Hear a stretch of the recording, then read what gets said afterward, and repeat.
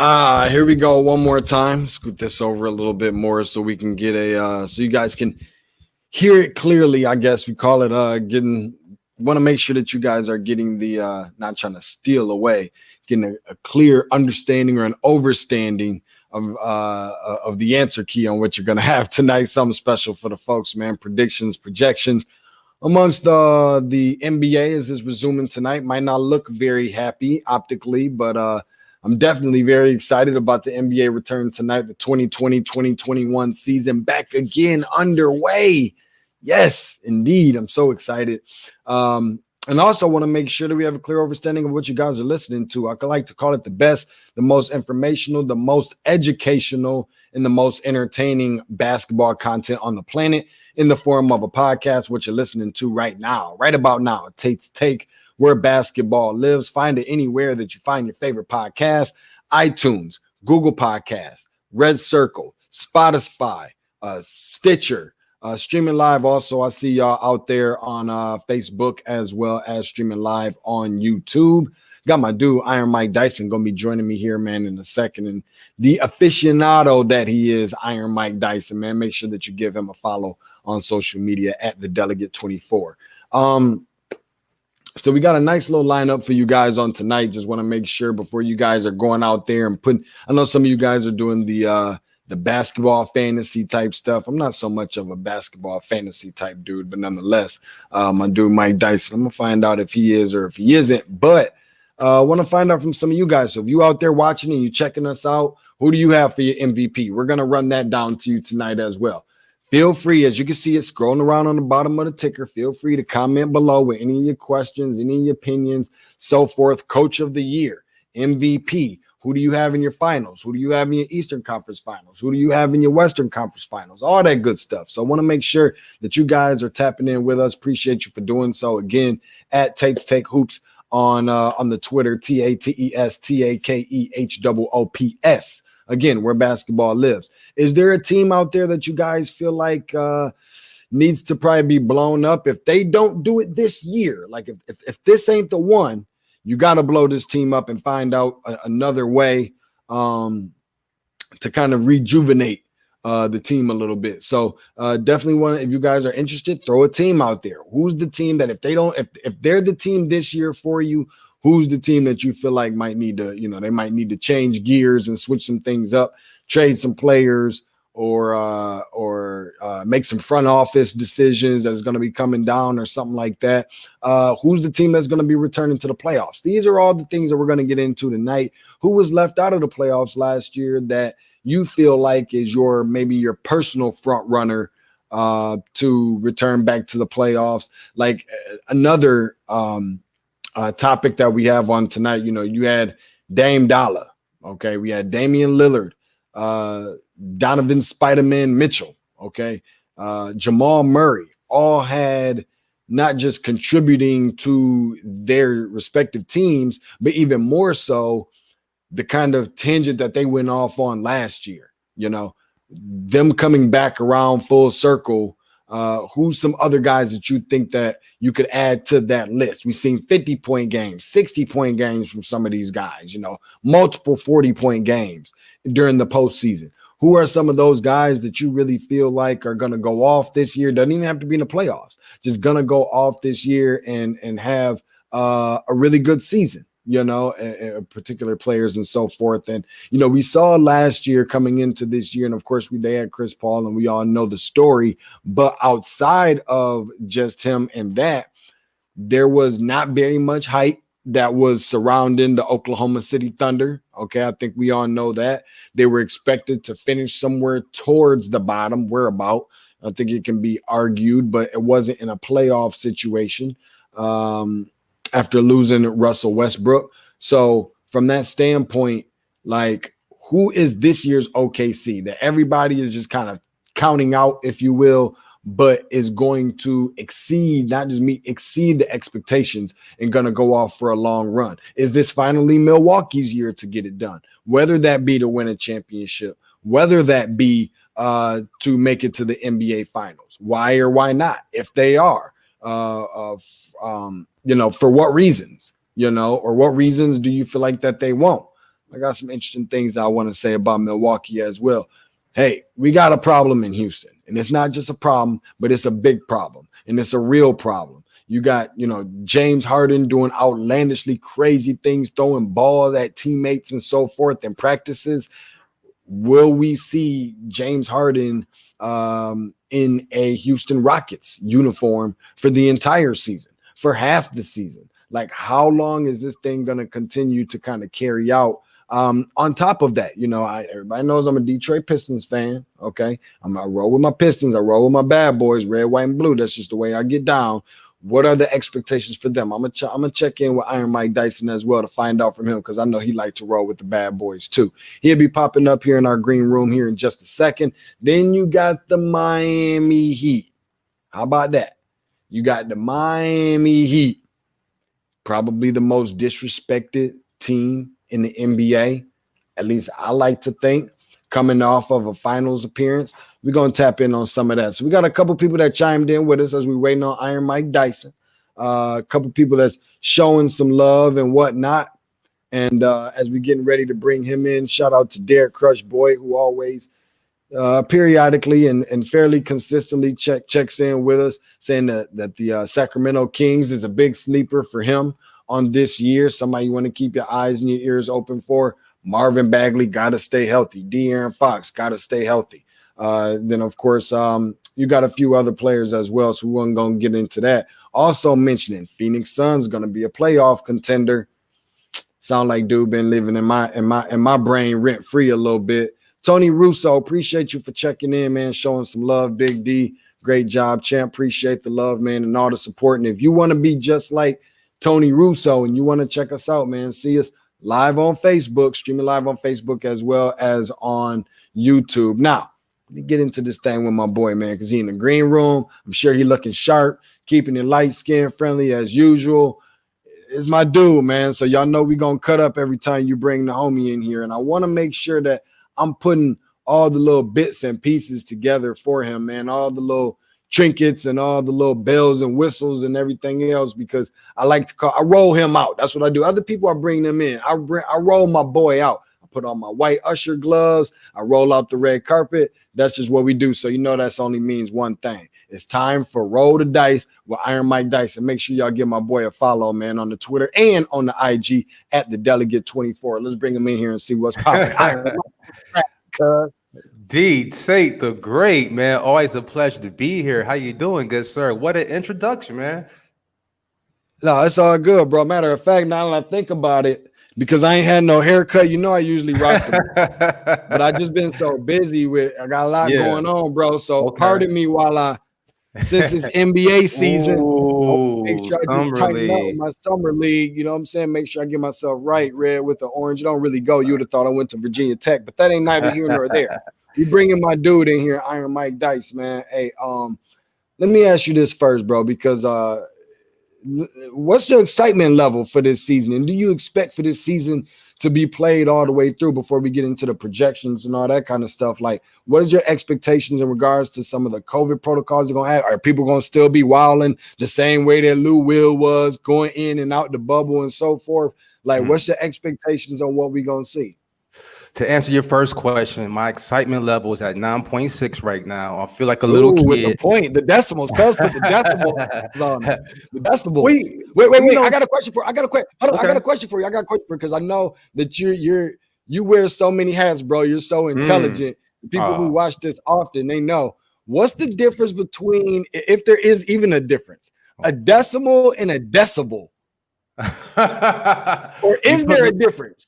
You put me on the spot. So I think decibels are metrics you use to measure like sound, and then decimal, like like symbols, mathematical symbols to just pinpoint things to the exact science. Ain't no rounding up to like 2 or 3. It's like 2.2, 2.4, and everything like that. So use the decimal to make sure everything's accounted for. You know what I'm saying? Everything gotta be accounted for, Doc. That's why that's my homie right there, bro. That's my homie right there. Go ahead with your continuation. But yeah, 9.6, man. I feel like a little kid, even though this is Christmas week, we have Christmas 3 days away, man. I feel like tonight is Christmas, bro.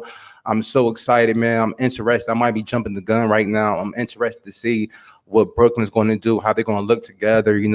Kevin Durant, Kyrie Irving playing for the first time together, man. I'm very interested to see Steve Nash and his imprint on this team, man.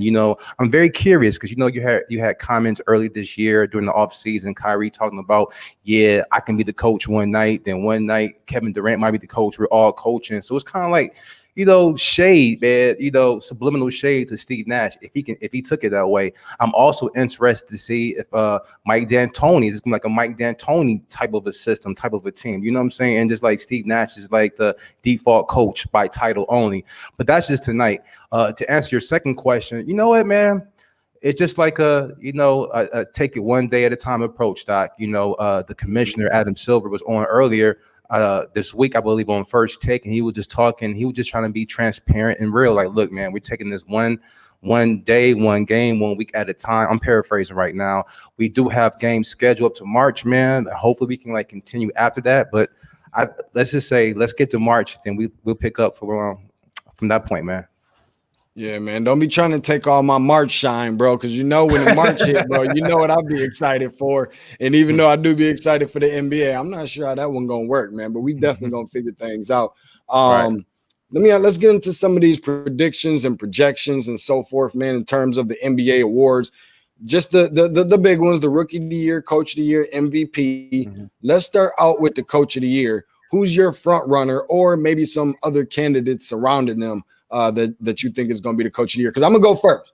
No, please, you the guest. Please. No, you at home, but you the guest. You still got to take your shoes off at the door, bro. You know how I go. But go ahead. You the guest, so I'm going to let you go. I was going to say, I feel like I'm at auntie house. You my cousin, bro. Like, do I have to adhere to regular, like strange rules, man? I feel like I'm at home.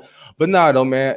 I appreciate it, bro, because chances are we're going to say a lot of the same things. I always get so frustrated when you take my ideas and my thoughts, but I really think we're going to say something different this time.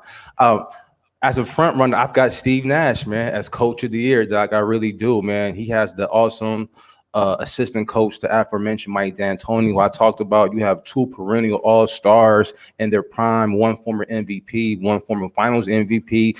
Kyrie's his resume is established, is well documented, man. They have a great, team, top to bottom. Starting five is great. You got Spencer Dinwiddie running the two.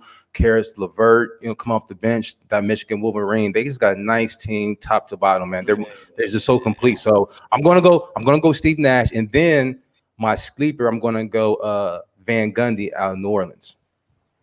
Interesting. You know what? And I feel like, I don't know, maybe this is just me, and maybe I'm just throwing some salt, shade, or whatever you want to call it. But I don't know if Steve Nash should be. I mean, you put two, arguably and inarguably future Hall of Famers around a dude, and in his first year, I mean, I feel like that's something that takes time, longevity. Like, you got to show me a little bit more than just like show me what you can do without these dudes first. You know what I'm saying? And that goes all the way back to him first getting a job, anyways. And so I don't want to be that dude. I feel like that's one that's relatively easy. No shot at you, obviously. Yeah.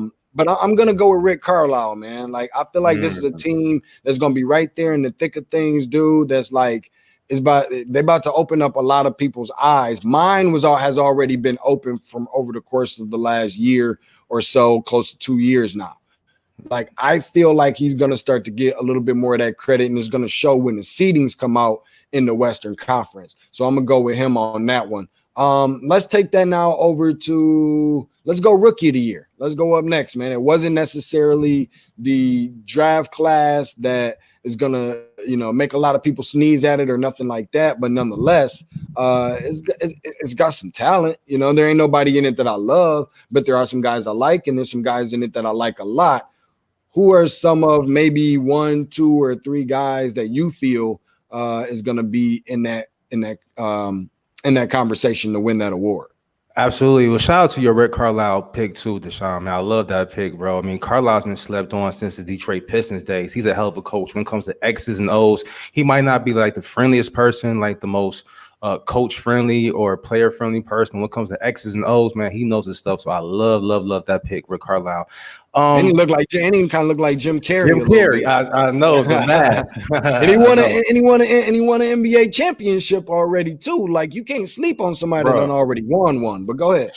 So LeBron said, he has possession of two of the hardest championships ever won in NBA history, with the bubble and then being down 3-1. But I argue that Dallas had the hardest road to their championship in 2011 when they took down OKC with Russ and them, Harden, and then Dame, and then the Lakers, and then the Miami Heat, man. So they had a hell of a run, and that was coached by Rick Carlisle. But yeah, man, for my rookie of the year pick, I'm gonna lean on you and your college basketball expertise. I'm gonna go with Isaac Okoro, bro. Hey, from the Cleveland Cavaliers, bro. So it's I love that hoodie too, by the way, man. Preach. Oh my gosh. Oh my gosh. Yes, sir.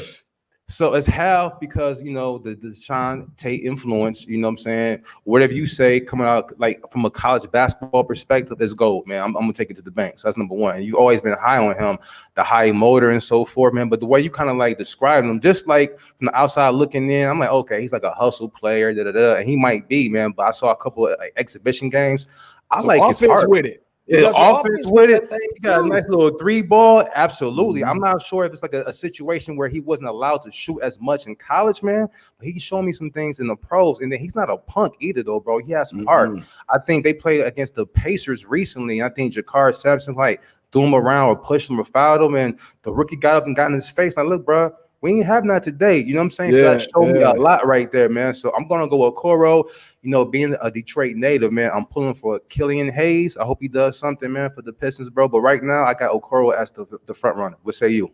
I'm going with Isaac Okoro as well, man. Like, I feel like everybody always thinks that he's just a dude that's only defensive minded. And while it's easy to get caught up in that, he got more offense to go with it. But I just think it goes to show that his defense is so solid. Like, I feel like it's the complete opposite. And I'm not trying to throw, again, no shade or a dig at Cam Reddish. But I felt like last year when Cam Reddish was a rookie, everybody was talking about how great he was defensively. And while he was solid, not great, but solid defensively, I feel like that just overshadowed how bad he was at the time offensively. Like, that's not this with Isaac Okoro. Like, Isaac Okoro is defense number one first. Now, always take that type of player over anybody. You know what I'm saying? Somebody that has that kind of mentality, because defense equates to, you know what I'm saying, like championships and just adding a number to the left side of the result column in general. But I'll also say that, like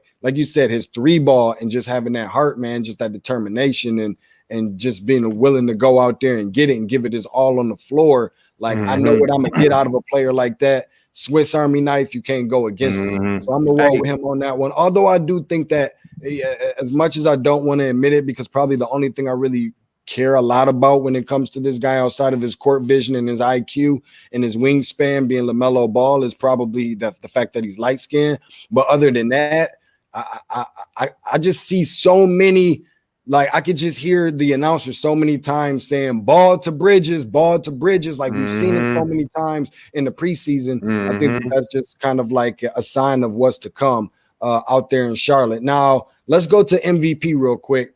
Who you got as your front runner for MVP, or some guys that's in the conversations? Because I want to know, do you have a dark horse? Like, everybody's mostly going to come with the LeBrons or Giannis to do back-to-back maybe, or whatever the case may be. Do you have pretty much those guys, or do you have like a dark horse, somebody that everybody else ain't necessarily thinking of?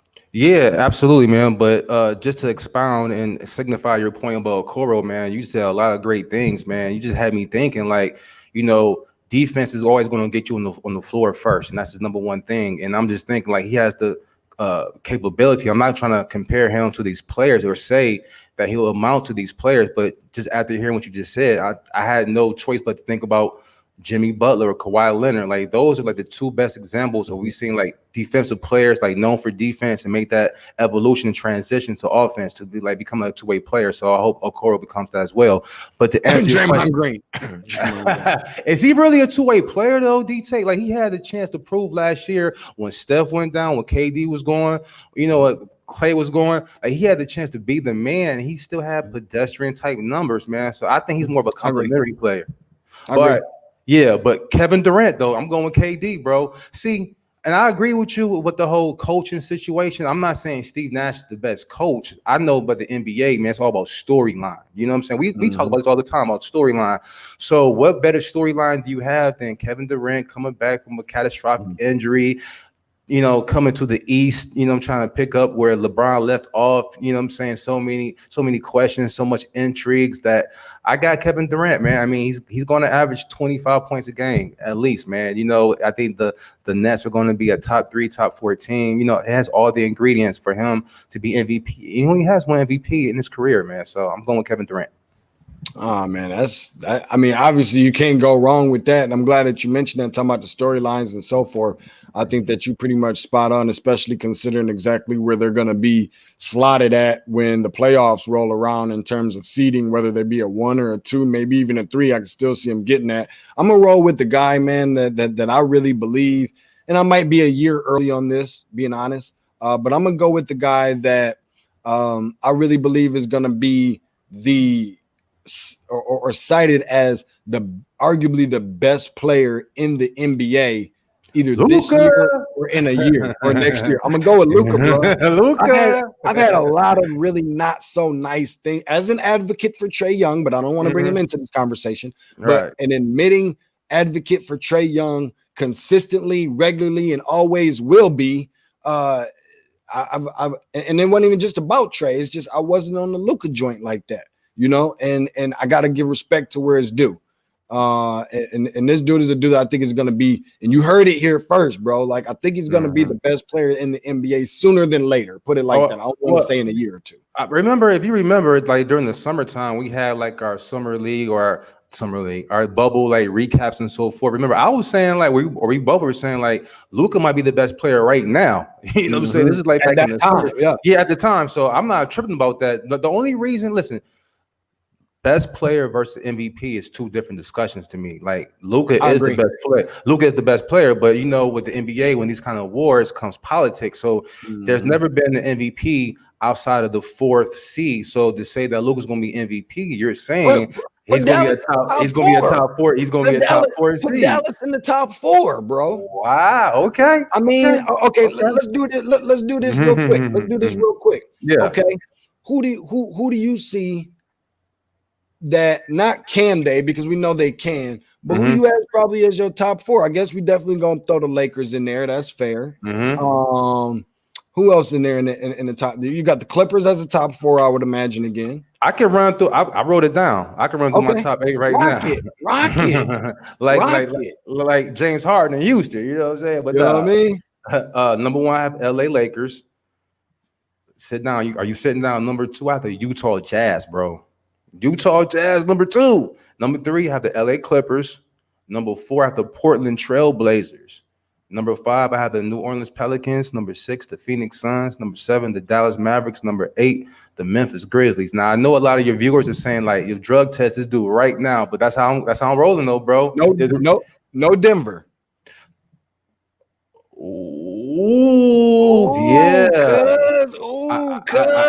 I had to, man. You know, it's so funny. I had Denver. I had Denver. I mean, I had Denver like number 6, but then I looked at their starting lineup, man. A couple of players left, man. I think it's going to like really affect them, man. Who left? Jeremy Grant. The Pistons. It was another dude too, man. Mason Plumlee is another one. With the Pistons as well, and you like, and you might say like these guys aren't anything. They're not, you know, a big piece of the pie. They was a big part to them runs. Hey, thank you, especially everybody just saw Jamal Murray, but they was some big parts. Thank you, man. So somebody had to leave, man. So I'm going with Denver. Get them out of here, man. Okay, I respect that. I don't see a ton of huge problems with what you said. I just can't see Dallas as a number 7 seed in back-to-back years, bro. But I do want to press forward because I know we only got you for a little bit of time. You're a busy dude. You're already a Dyson, so you're already a busy dude. But on top of that, bro, like it's NBA, it's first night. You moving, you're grooving, you bending corners, you making moves, moving and shaking. So I appreciate you for joining us, bro. Let's jump into who's that team? Who's that blow up team? Like, who is that team that if they don't get it done this year, just in terms alone of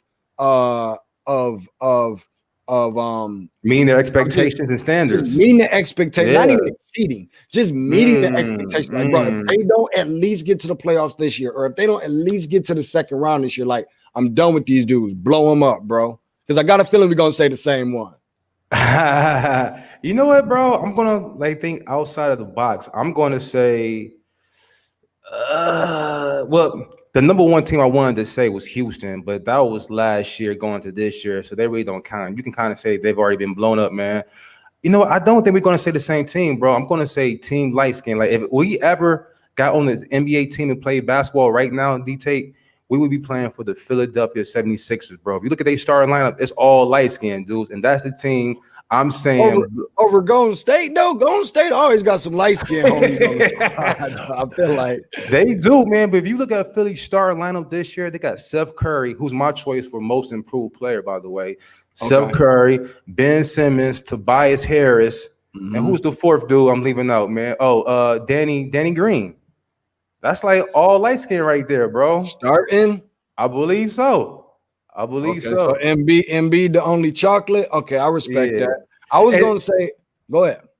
And I was just gonna say, bro, I mean, just because you got blown me, because the last 3 or 4 years has been so much controversy and questions surrounding can Embiid and Ben Simmons play together. That's the only reason I'm gonna say Philadelphia. That, you know, like the proof's in the pudding. It's like 3 years in a row they can't win together, so you got to blow it up. But who you gonna say? Like Milwaukee?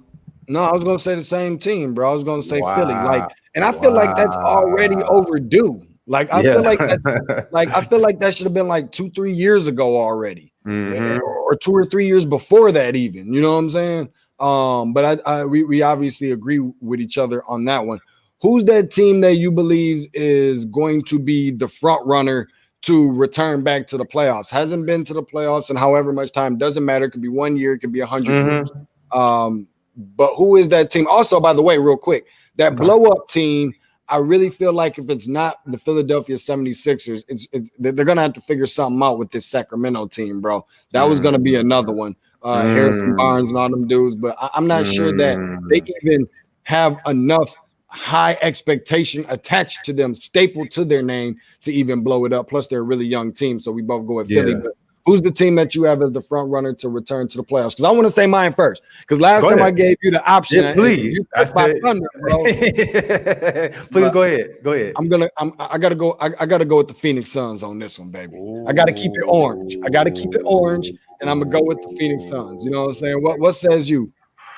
I thought we were talking about teams that, you know, technically went to the playoffs last year, but you just mean like just coming back in general? Oh, absolutely. I got the Phoenix Suns. Yeah, absolutely, bro. Once Chris Paul came on that team, bro, you can just slot them for like a 25 to 30 game improvement, bro. You know what I'm saying? Like, every team he plays for, they improve dramatically, whether it's the New Orleans Hornets, whether it's the Clippers, whether it's the Rockets, whether it's the OKC Thunder. Like, everybody had the Thunder slated to not make the playoffs last year. But what happened? They won like 50 games almost, man. I mean, like the 5th or 6th seed last year. Why? Because of Chris Paul. So I definitely agree with you with the whole Chris Paul. I'm sorry, the Phoenix selection, that.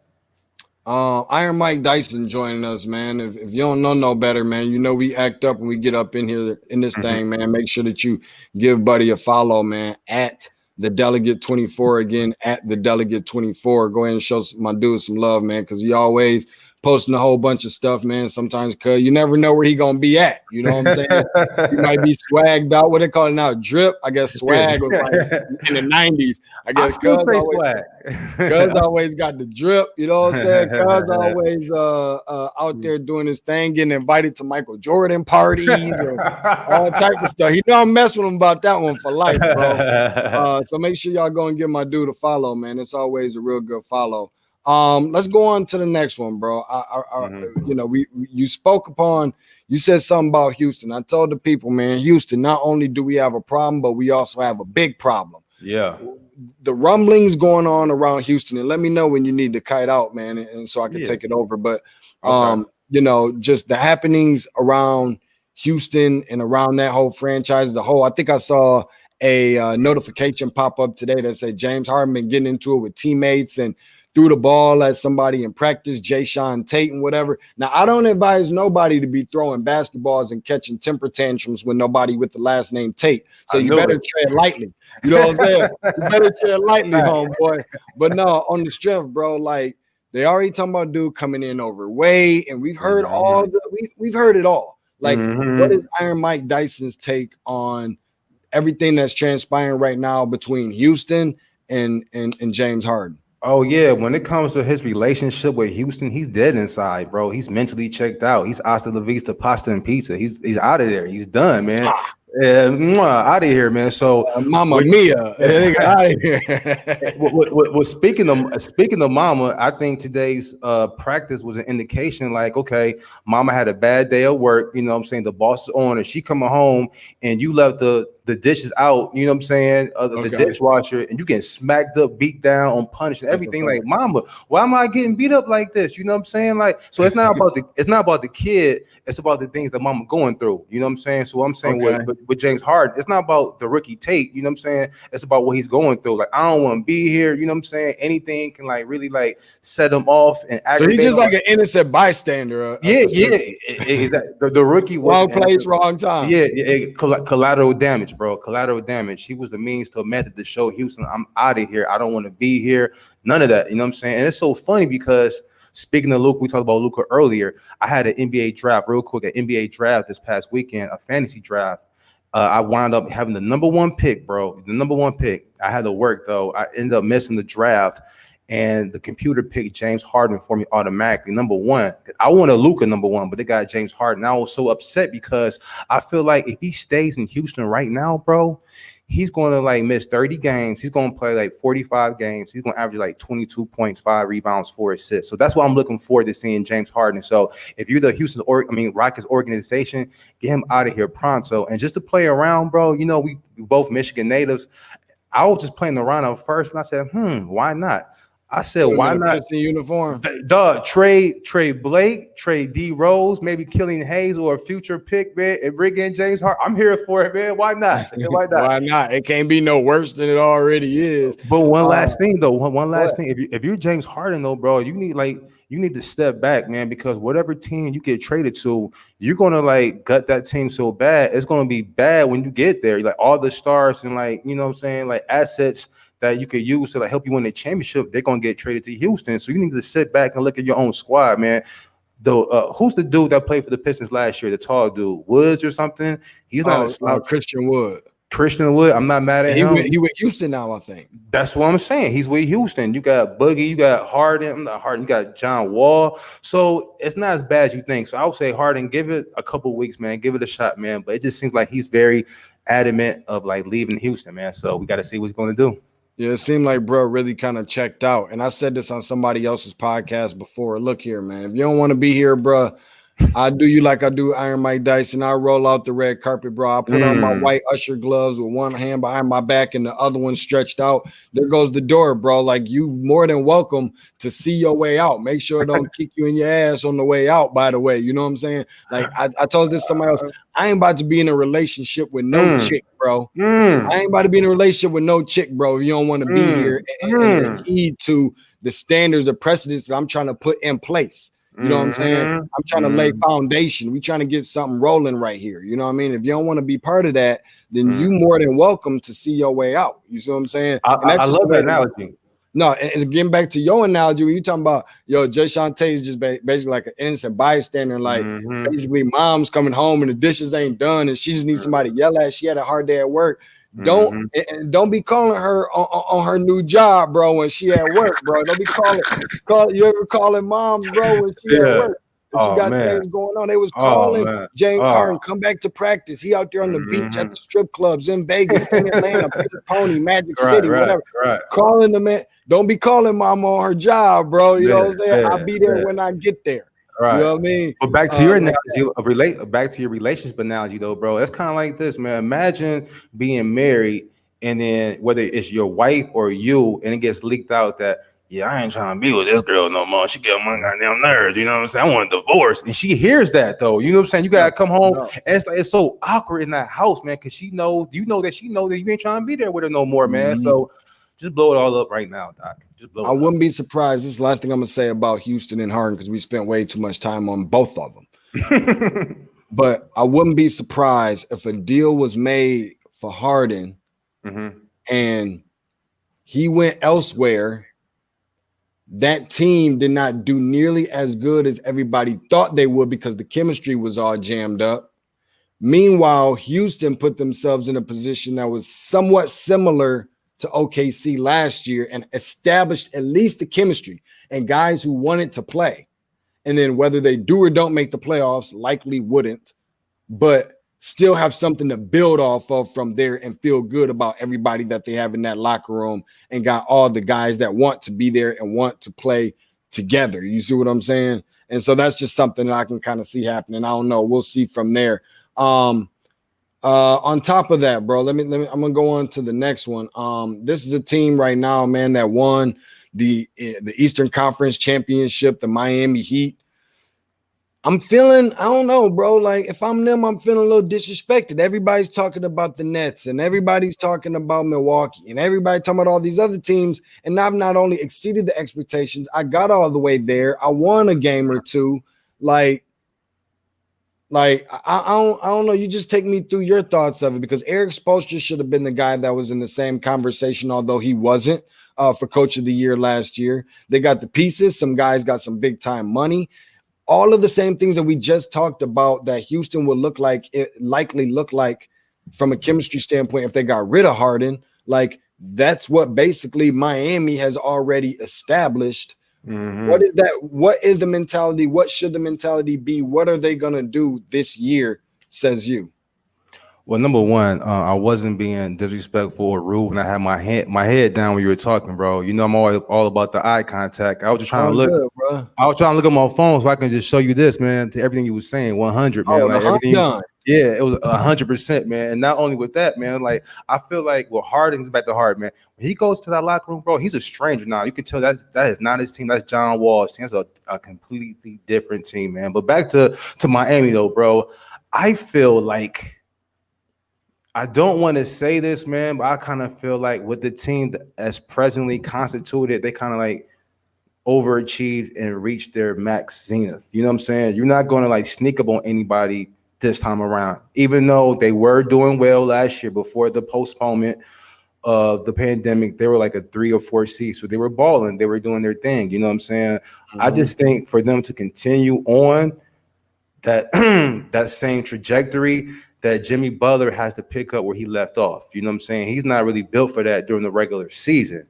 So we never like really seen him do that in the postseason until like last year. You know what I'm saying? Like even when he played for the Bulls or the Timberwolves and other teams, the Sixers, he didn't take over a series like he did against the Lakers for the Miami Heat like he did last year. So that was like, wow, like Jimmy Butler played phenomenally, but we really can't expect that again. At least I don't. Now, I love Jimmy Butler, but I don't expect that. I feel like Duncan Robinson, Tyler Hero, bro, they're not going to sneak up on anybody anymore. I mean, that jump shot is great, you know. So you can't fake the jump shot. You know, I have concerns with Duncan Robinson putting the ball on the ground. You know, his dribble drive, getting to the rack. Tyler Hero, he's straight, man. I think they're gonna like hover around the 5 or 6 seed just because, like I said, they're not gonna sneak up on anybody, man. Should they feel disrespected? Yeah, but like I said, I think they overachieved. Nobody had them coming out the East last year, man. So I think they overachieved, and I think they're gonna remain a playoff team, but not unless they get James Harden in a trade, which I heard the rumor could be getting James Harden. I don't think they repeat as Eastern Conference champions. Let me say this real quick. Outside of the fact that people need to go and give my dude Iron Mike Dyson, man, episode 49. Give him a follow, man, at the Delegate 24. Cuz be coming in here, cuz looking cool. You know what I'm saying? Cuz got his new mic, man. Cuz is on point, man. He ready to go. You know what I'm saying? We definitely appreciate him for coming through. Follow him at the Delegate 24. And while we only have probably about 4 or 5 more minutes, real quick, and I want to get through the rest of these as fast as I possibly can. I know that this is going to be.